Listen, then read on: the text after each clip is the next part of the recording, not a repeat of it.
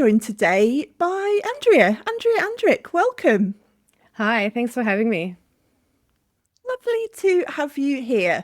So we're going to be talking about all things digital marketing, social content, and I guess to start with, let's go back to the beginning. What was it that kind of first attracted you into that space? When did you know that kind of digital marketing was going to be your thing?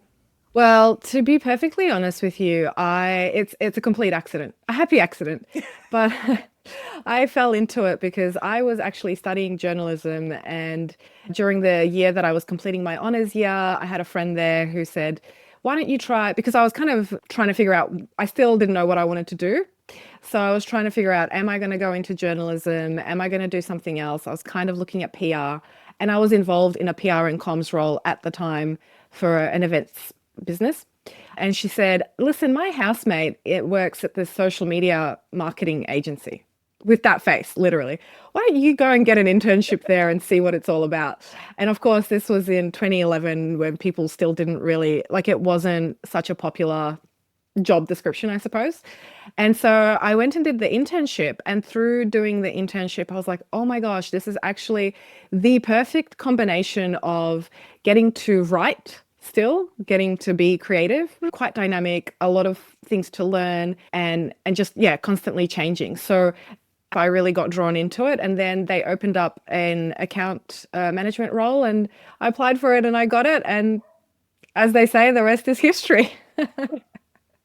It's so hard, isn't it? Like it's so often when I'm having these conversations, and it was true for me in my own life too. Like whether it's the end of school, going to uni, or the end of uni, going into, you just somehow like magically meant to know. And if you've never actually done a particular job, how do you even know if it is on the inside how it appears from the outside? Like you actually don't know. Yeah. Um, Yeah, I and totally so agree I with that. think whether it's an internship or sometimes those courses that have kind of placements built into them, it just seems like such a good idea because often, you get in somewhere and the thing that you think you might want to do, you get there and you think, oh no, actually, this isn't what I thought it was, or I don't enjoy it. And like you said, something that you perhaps didn't even know existed at that point in time, you get to do it. And suddenly you're like, oh, this is it. This brings together all the skills that I've got. Yeah, absolutely. Well, I was really lucky in that the journalism course that I did at RMIT was super hands-on. So we did actually get to record TV interviews and radio interviews and go out and, do the thing that we are going to be doing. And there was a component of placement towards the end of it. So while I very much enjoyed that, the industry itself was in a lot of flux at the moment. There were a lot of people being made redundant, and our lecturers were actually a little bit negative about our career prospects. So that's, I suppose, what started me thinking on, well, what else can I do that's adjacent to, or that I can use the skills that I've learned here. And as I said, this was a happy accident, but it was kind of around the time that social media marketing really started to take off and brands were starting to kind of move into that space as well. So it was a lucky and happy accident. I like that phrasing. Yeah, that's really nice. So after you'd done the internship, you then mentioned, so it started as an account management role was kind of your first kind of, I guess, formal sort of permanent role after uni. Tell me about that. Yeah, so right into the deep end in agency life, it was Is there really any other way in agency world? Probably no, not. there really isn't. And do you know what? I have to say that for anybody who's kind of starting in this space, I think that agency is a great place to learn. Just being prepared for, it being hard and long hours and all of that. But I actually learned so much from those 2.5 years that I was there because we were a small crew and I was working quite closely with the directors, but also with clients. And, just I learned so much. It's insurmountable, the things that I learned in those couple of years, from like content creation to like actual marketing skills, because journalism didn't really prepare me for that. So I would say that was amazing. But during my time there, I got to mentor with the younger account managers. I moved up through to being a kind of account specialist, and I found more and more I was finding that I wanted to be involved in a lot more aspects of marketing, not just the social content side. So I was already at that very early stage of my career finding that I wanted to kind of be involved in lots of different places. And it was great that I had the opportunity to do that. I had, we had clients across, I would say, like beauty and lifestyle, some bigger Australian brands at the time. And it was really a cool time to be doing social because it was all organic. I think ads started up towards the end of that time. And brands didn't really know like they were led by us. They didn't really have an opinion on what it should be. So that was a really exciting part of the job as well. And then after that, so yeah, as I said, I was there for about 2.5 years. And after that, I moved to Arts Centre Melbourne and I was there for quite a while. I was there for 5 and a bit years.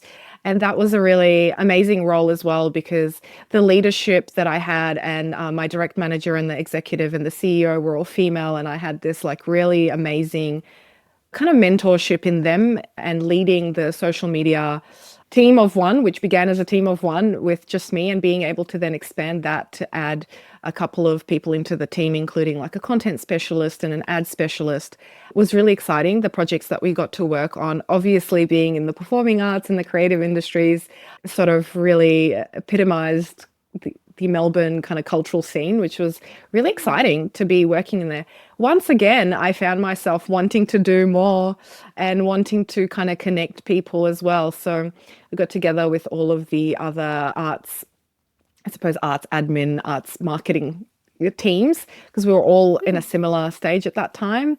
Like, so from the ballet, the opera, MTC, and tried to put together a bit of a like regular meeting between us. And I remember we ran a social media competition where each of the establishments gave away something. So, through every role, I kind of found myself wanting to go a little bit deeper and learn a little bit more about the other areas of marketing.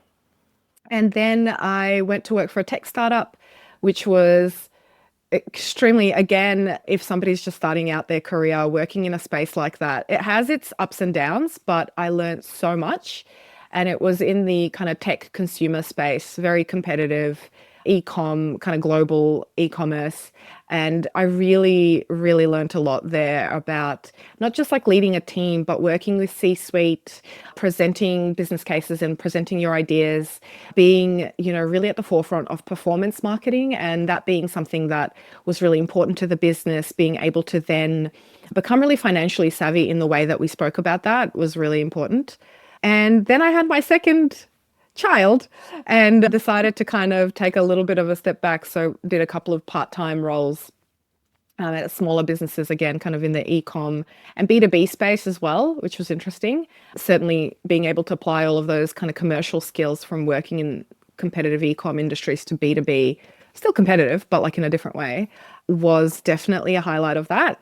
And as of this year, I'm working for myself and freelancing, and that is kind of like the next step in the evolution of my career, and being able to kind of combine all of the things that I've liked from the previous roles and focus in on what I really enjoy doing, which is the big picture strategic thinking, and then focusing in on things like performance marketing or email marketing, which are always the things that made me the most excited in my previous roles. It has been really good. Nice. You raise a couple of really important points there. I think certainly you said it pretty early on in terms of being able to try different things, and that being one of the benefits of agency. And I think certainly in the beginning when you're starting out, we said it earlier, didn't we? You don't necessarily know what something's going to be. So having that kind of exposure and actually being able to try a few different things and think, is this for me? Is this not for me? And also the same across kind of different industries, having gone your agency, as you said, then the arts, and then tech and tech startup, which is a whole nother world. I think that's a really important point to not kind of be siloed in too early, to kind of keep things broad and just experience different things and kind of work out what really suits. And it's interesting, it's probably a similar story for me in some ways of then kind of being in a position to take all the kind of individual bits of things that you've really enjoyed and kind of craft that in a way that fits you and means that you get to do the work that you want to do. That's really exciting. Yeah, absolutely. And Also, there's a lot of conversation. You will probably have seen this yourself about like niching down, you got to niche down, or all of that. My answer to that is really if you are a marketer or if you're a creative, you should be able to take those skills and transfer them to any industry. I often have been a little bit frustrated when I've seen job ads for like, well, X industry experience required. And it's like, well, if we all keep just doing the same thing, how are we going to be creative? How are we going to differentiate ourselves? In my role, certainly in marketing, it's all about helping my clients differentiate themselves in the market and, be unique. So it's always kind of frustrated me a little bit that people have said, oh, you got to niche down, you got to niche down. I kind of consider my niche as what I do, which is digital marketing strategy. But the type of industry or the type of business that I work for, as you said, has changed so much. And I think that's actually made me a lot better at my job and a lot better marketer because I can apply what I've learned here to here, which is like an example, especially when I went from working in e-com directly into B2B, being able to apply some of those strategies and some of the ways of working in the e-commerce space to B2B had really fantastic results for them because they just hadn't thought of doing it that way before. So I think, yeah, it's like you said, trying a little bit of everything, seeing what fits best with you, your personality, your likes and dislikes, and then kind of honing in on that. But certainly in the early stages of your career, I would say, if you can and you have the ability to try different things, I think that's really important. Yeah, the industry thing, I have to say, it's one of my biggest bugbears, and it has been over the whole kind of 13 and a half years that I've been here. I personally just don't understand it. I actually don't understand what problem they think that that's solving. If anything, I agree with you. I think it's actually creating a problem. You're ending up so narrow and potentially just repeating the same things. You're not necessarily innovating or bringing ideas from different industries. You don't get that kind of, I guess, cross-pollination to use that term because and if you've always been in one industry, you're not looking necessarily with a fresh set of eyes, or I suspect it's much harder to look with a fresh set of eyes because you're used to it. It's kind of what you've always been in. And I think particularly exactly as you say, as a marketer, as a creative, you need that fresh perspective. You need that that's kind of left field thinking sometimes to actually come up with a different solution. And if you're just kind of moving people between certain competitors or certain companies, I'm not convinced that you get that.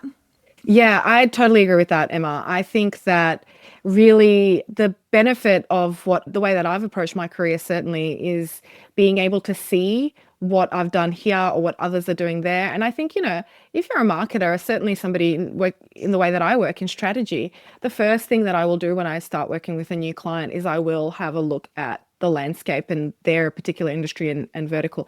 I'm somebody who loves learning and I just love learning anything. So for me, like the research part of my job is really interesting and exciting.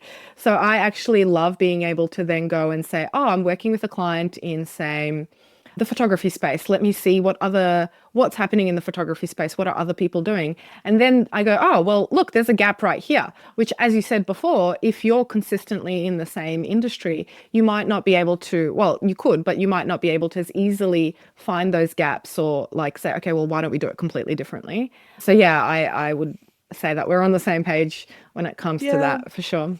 Yeah, the word you used was niching down, and I think sometimes people use that as a way of thinking that that's the thing that differentiates them. Whereas I would say if you actually focus on not niching down per se, but actually think deeply about what does actually differentiate you. How are you talking about how you articulate your value? What is that value that you're bringing to an organization? And actually that becomes your point of difference and how you're kind of quote unquote selling yourself. Personally, I feel there's far more value in that than niching down to such a degree in one industry. But as I say, it's a soapbox topic for me.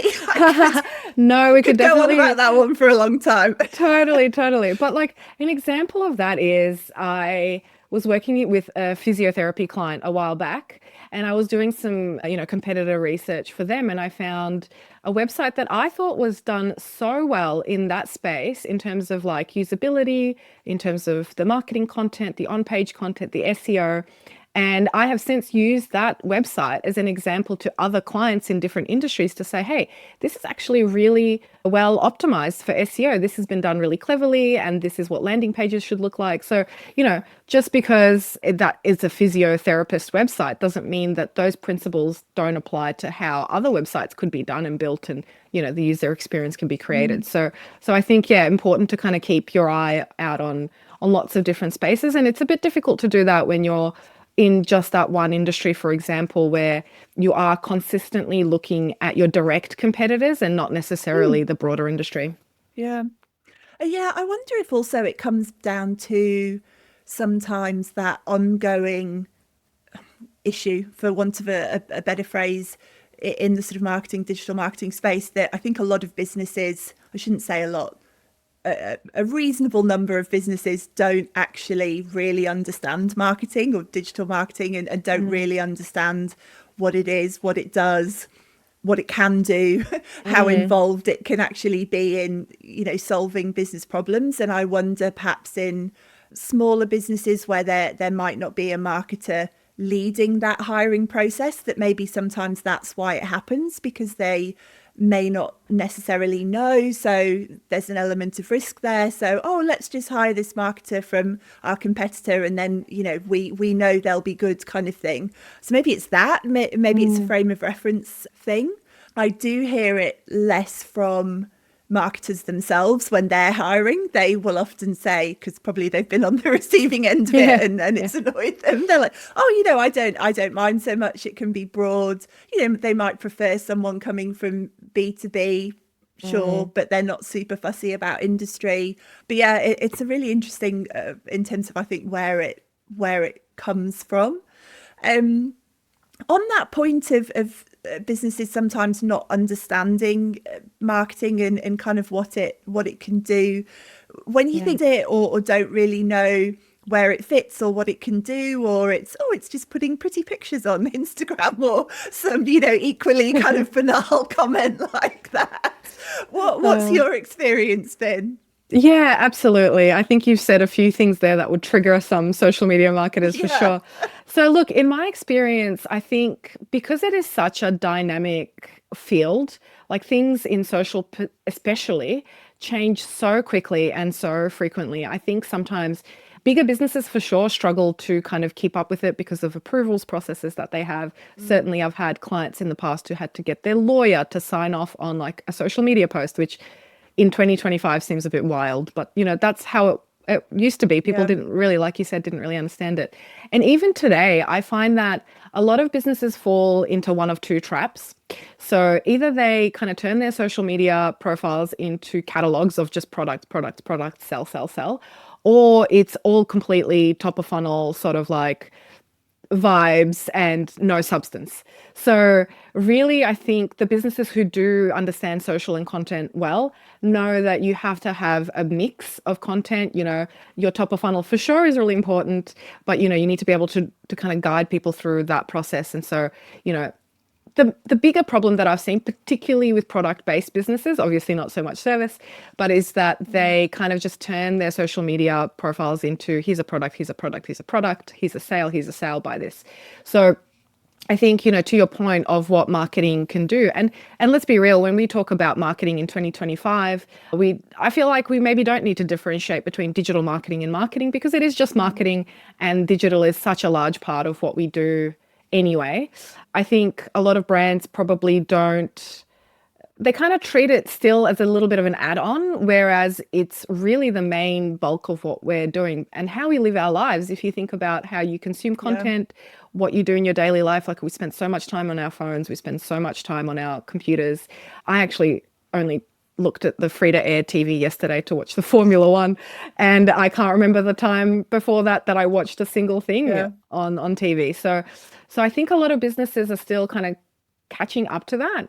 What I'm seeing though a lot in the industry is that younger businesses, and by younger I mean businesses that are led by younger people and are, kind of came about in the last 5 to 10 years, understand the integral part that like social and content plays within their marketing mix. And the brands that I've seen do that really well are the ones who I think are really performing well now. So I can think of a couple of examples off the top of my head. Like I would say, like Mingle Seasoning Co. They do such a fantastic job of their social content and it being relatable and entertaining, but having a mix of product and, they kind of really understand that. Normal Co. who do a lot of education in like the sex ed space and sell toys and stuff. They have such a good balance of content as well. So it's brands like that that I think really kind of understand content and what people are expecting to see when they're scrolling. There has to be that mix of we're going to give you something entertaining and top of funnel or something behind the scenes that shows off our personality and who we are. And then we're going to sprinkle in this is the actual product or the service. So yeah, I think that's been the problem. Yeah, just going back to your point there as well about sometimes the format, the layout of larger businesses where they've got to get, legal signing off of social, which, as you say, it sounds a bit crazy, but do you think there's almost an inbuilt advantage for smaller businesses in that sense, that they can be more nimble, they can be more quick to jump on perhaps a trend or get something out, whether it's around a new product? Has that been true in your experience, do you think? Yeah, absolutely. I think it's definitely the ability, like if you're also a founder-led brand, or if you, for example, what I'm finding right now in being a freelancer and creating my own content is that, yeah, I have that freedom to just go, hey, you know what? I'm just going to pop this video up because I like, as you said, this trend, or I have something to say on a topic that's happening right now, and I don't need anybody else's input to be able to say that. So absolutely being agile and having that flexibility is really great, because what we know about social particularly and content is, that timeliness factor is important in relevance. However, there are bigger brands who are doing this as well, but it comes down to the trust and how the company's built. So even if you look at a big brand, like I know people always say Duolingo, they have great content, like it's undeniable, but they have an executive team that trusts the marketing and social team. They have people at the top who absolutely just let the social and content teams run with and present their ideas. And I think that's really important. Like if you're in a bigger business, and sometimes I've certainly been in situations where that's required managing up and that's required educating the higher ups, the execs on, okay, well, what is this actually doing for us? And a lot of it I found also comes down to brand. And if you're working in a bigger business and there is somebody who's like the brand manager or the creative director, building that rapport, building that trust with them so that they understand and everyone's kind of on the same page. So there's definitely some stuff to overcome, but it's not impossible in bigger businesses, that's for sure. Yeah, it's a really interesting point, isn't it, around trust? Because I think, and I thought this when you were talking about Art Centre, that I think one thing that you have got with social and content that I can't necessarily think how it would have been before, but that immediacy of a direct conversation with your consumer, with your customer, that you perhaps wouldn't have had access to before. And I wonder if some of the bigger businesses, or certainly as an exec in a big business, you must feel quite removed from that, and maybe it is that immediacy that can sometimes kind of feel a bit scary, particularly if your customers are out there saying things that you don't want to hear, or leaving negative reviews on your socials or something like that. So I think, as you said, taking that back to trust is really, really key, and trusting that the people who are at the forefront of that, who are in a sense customer facing in that way, that you're trusting them to handle it in the right way. Yeah, for sure. And look, I've certainly been in situations in my career where things have gone wrong. I can remember about a particular comedian who came to the Arts Centre and was really popular, that it crashed the website. And I basically had to deal with an avalanche of angry customers on Twitter. And you know what? Like, we resolved it as a team. Like, I was the first one to be like, hey, there's actually an issue.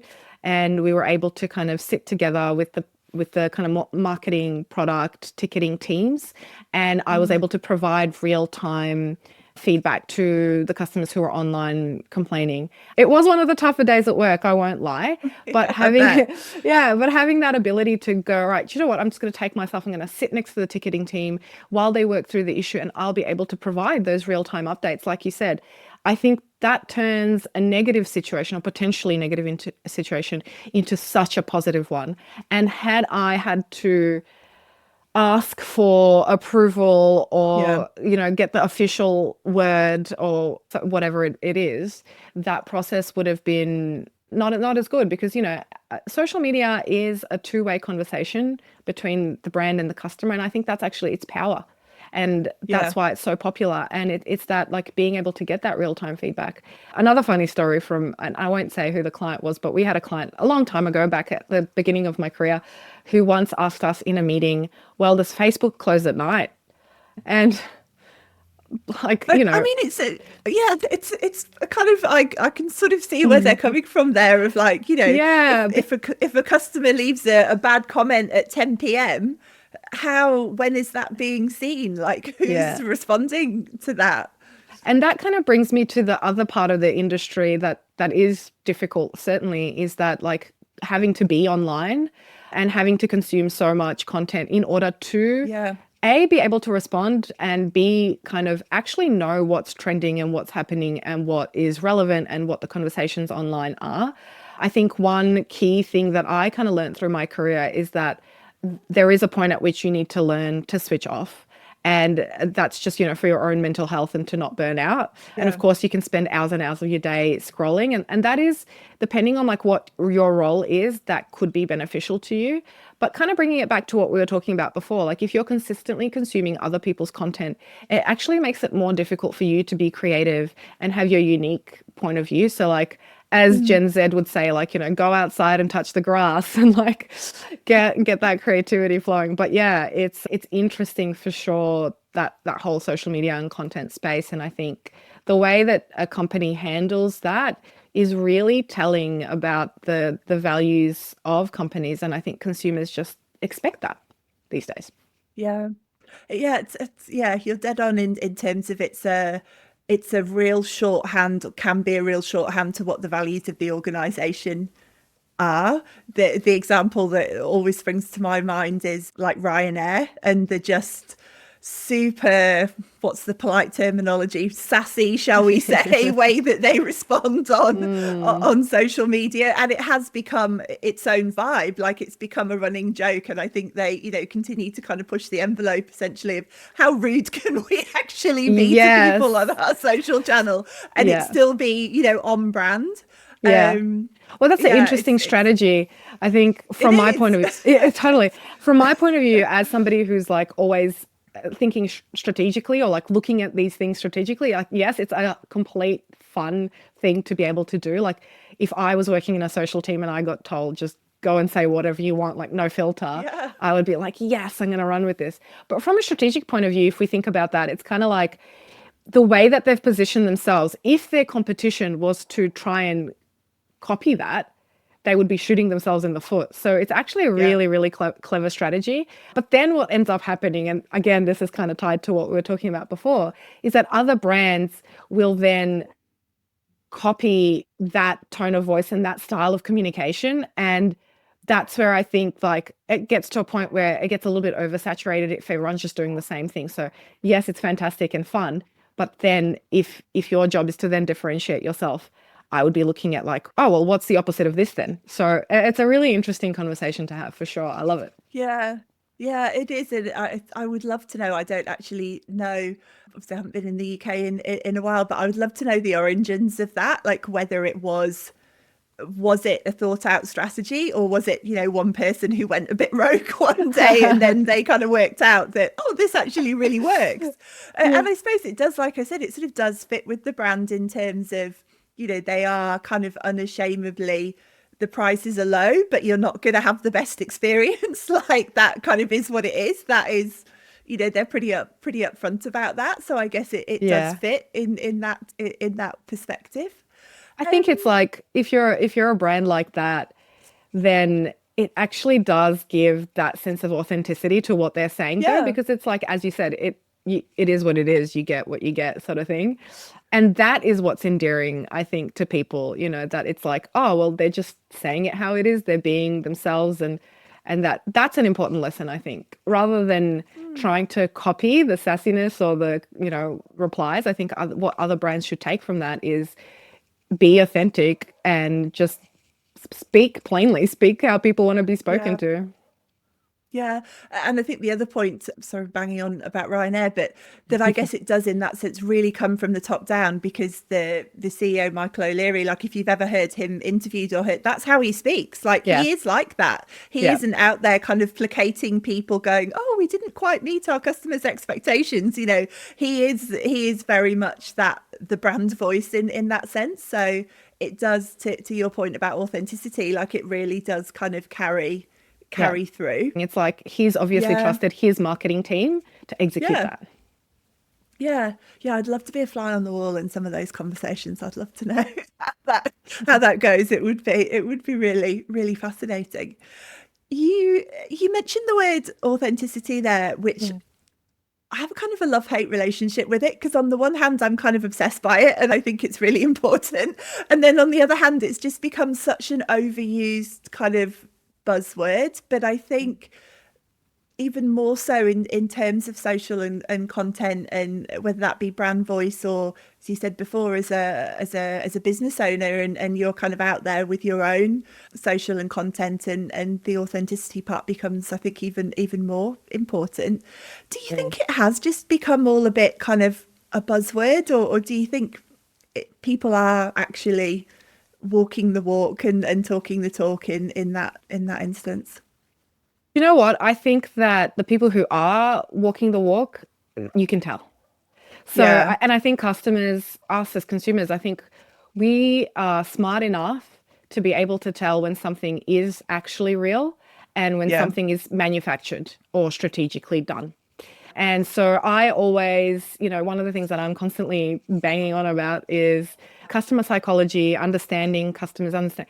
It really just comes down to understanding people and just relating to people on a like human to human basis.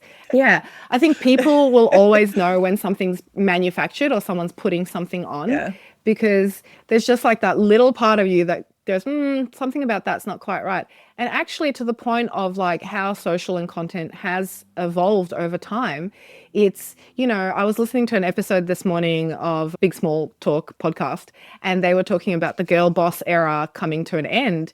And it was really interesting to hear that conversation around what that meant in like even 2016, which to me doesn't feel like that long ago, but No, I know. It's crazy, isn't it? It's like you know, 9 years ago. That's madness. so they were talking about how like, and this is so true. And I think people like, and Instagram still is trying to let go of that completely like aesthetic, curated, put Yeah. together vibe, thanks to platforms like TikTok, for example, that are more raw, off the cuff and behind the scenes. So that like evolution from thinking, well, my social content has to be perfectly polished is something that's still ongoing. It's people, like we said before, like the brands who get it now get it, and some others are trying to catch up. And the faster that we can all learn that we don't need to be perfect and polished, and, just behind me on the couch there is all the things that I shoved out of you, but if I was being really authentic, there'd be all kinds of kids' toys and everything in the background. So it's a little bit of that kind of, understanding.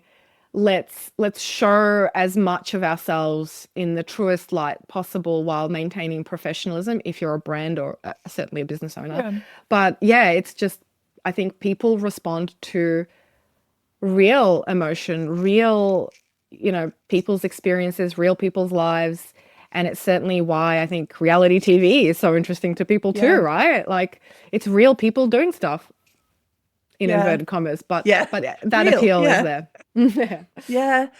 I think it does raise a really interesting question around the use of AI as well, specifically the authenticity piece, because I think that's where you are seeing a lot of that pushback, certainly on LinkedIn, which is, I spend probably far too much time on there, but you do see that pushback of, because you can tell immediately that is an AI written post, and it's not because of the type of dash that someone has used. You can hear it in the tone of voice. That isn't a real person. That's not the way that someone would use language. Same in someone's CV, or you can tell it's not real day-to-day language. And I think for all the advantages around kind of productivity that the AI can bring, there's still, I think, some real question marks around how it's used, particularly in social and content, I think. Yeah. What are your thoughts on that?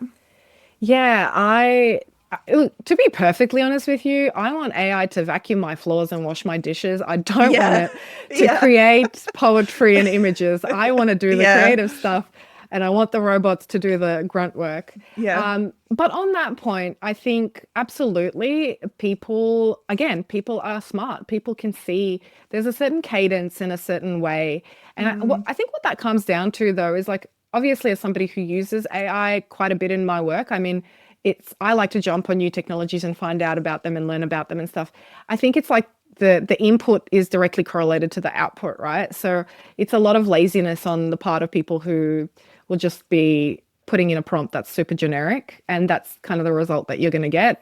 I absolutely think it's a tool that people can use, but as I said, I don't want it to be the end product. I certainly don't want to consume content that's been created by AI myself. And I think people can tell. I don't want to say, like, I'm a very big believer that like nothing is good or bad. There's just shades of gray. And I think there's Yeah. certainly advantages and disadvantages to AI. But when it comes to content, I think creativity, like real human creativity, is something that AI can't do. And ultimately, that is what is the most endearing to us as audiences, to us as content consumers. And it's interesting to me, one thing that I've been thinking a lot about recently is how much of our kind of, even today, our creativity or content that we look at, certainly on like TV shows or movies, they're still rooted in experiences that are different to how we're living our lives now. So like popularity of TV shows that were, in the 90s, 80s, people still consume that content with a lot of Yeah. love. And I think it's because they were truly creative and really authentic. And I'm not saying that there aren't things like that in today's, content that we consume. Certainly there are. But I think, yeah, if we rely overly on tools like AI, we're on a slippery slope. I think people should still be able to Yeah. express themselves creatively and yeah, like I said, use the AI for grunt work. Yeah, it's a really interesting one, isn't it? Because I think there is a certain degree of, certainly in kind of TV and maybe even more so in film, like it has all become a bit paint by numbers of like, oh, this worked in the past, so we'll just do a new version of that. Like everyone loves, Marvel, so let's just redo the story with a new kind of thing, Yeah. or let's remake Top Gun, like, well, why not come up with the next Top Gun? Why are we remaking all these Yeah. old films?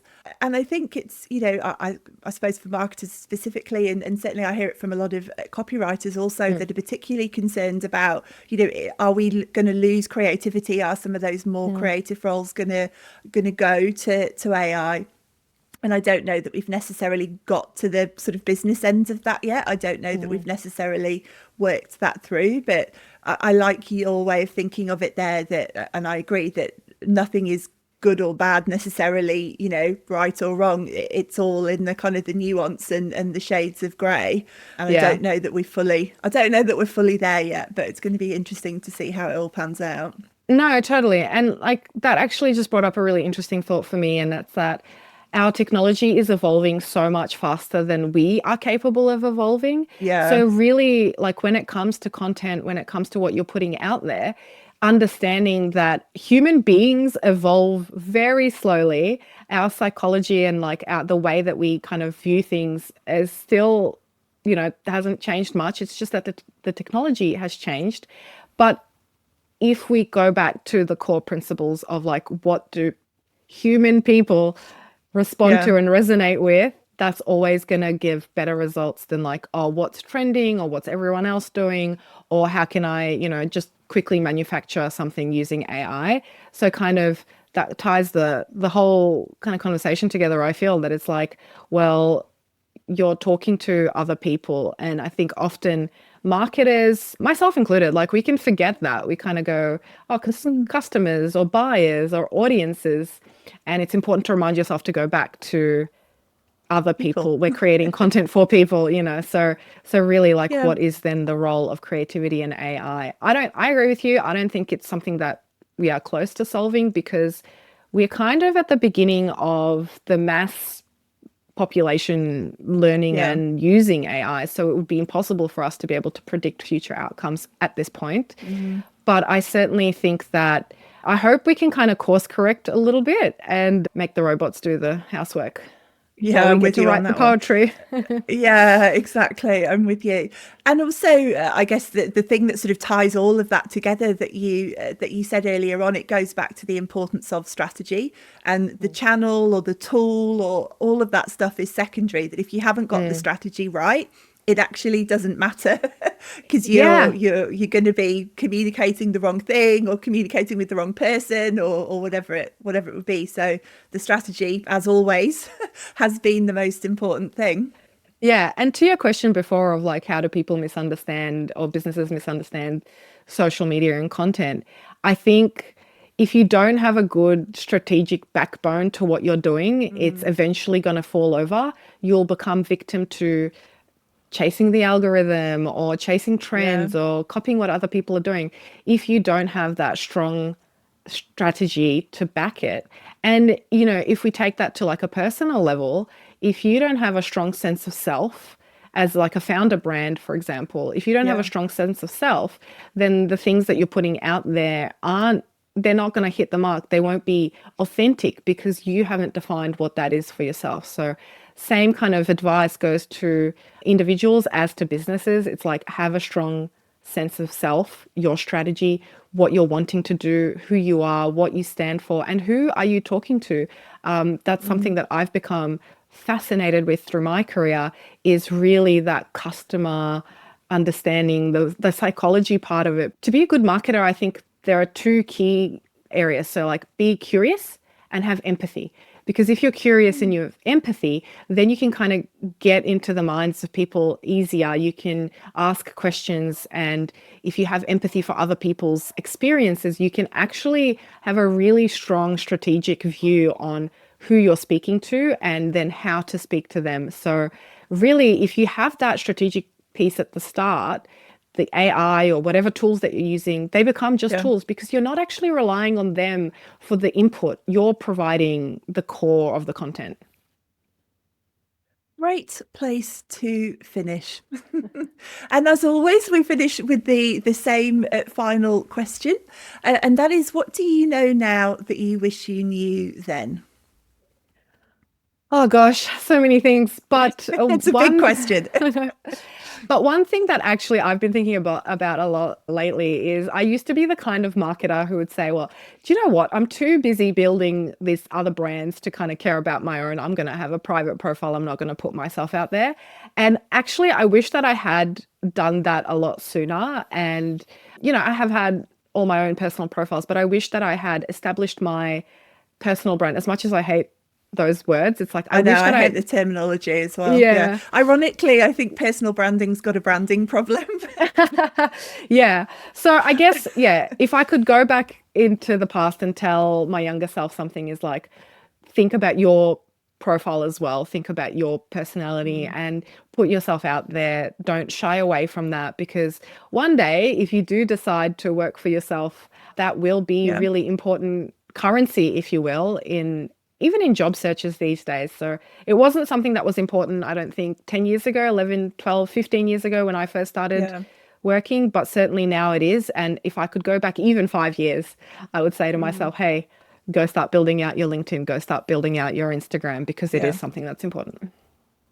It's so important, and I think it's a really great piece of advice. It's something that I work with my own clients on, and I think the thing that's really shifted, certainly I think people can very easily understand it as a founder or someone running their own business, that you need that. But I Mm. think the thing that's really shifted as a someone working for someone else's business, you also need that too. And you touched on it there in terms of job search. I think the way that people look for jobs is really shifting, and it's becoming about attracting things to you as opposed to you going to look and, just wasting hours on job sites and doom scrolling and the rest of it. And I think that element of really want to think of a new phrase for it, because I'm with you. I don't like the term personal branding. I think it can jump to a bit of a negative connotation of what that looks like or what that means. But it's so important. And I think I hear it a lot from people saying exactly that they wish they'd thought about it a little bit sooner and done the groundwork, because it isn't something that's going to have an impact overnight for you. It is something that is going to build over time, but it will unquestionably have an impact. And I think it's only going to become more and more important. So I think that's a great piece of advice. Yeah, absolutely. I think it's going to become more important. And, at the end of the day, that you are unique. So that is your point of difference. If we're talking about like attracting jobs and not actively searching for them, that's actually marketing, passive attraction, exactly. Right? So if you know how to market yourself and, attract things to yourself is always power in that. And I think, if I was starting my career all over again, I would definitely say to myself, hey, start building out your personal profiles as well. Don't hide behind, oh, I work for this brand or that brand. Yeah. Great advice. Thank you so much, Andrea. Really appreciate you taking the time and sharing a bit about your own career history and lots of great advice and kind of tips and tricks in there. So thank you so much. Really appreciate it. Thank you. It's been such a pleasure. Thank you so much for inviting me.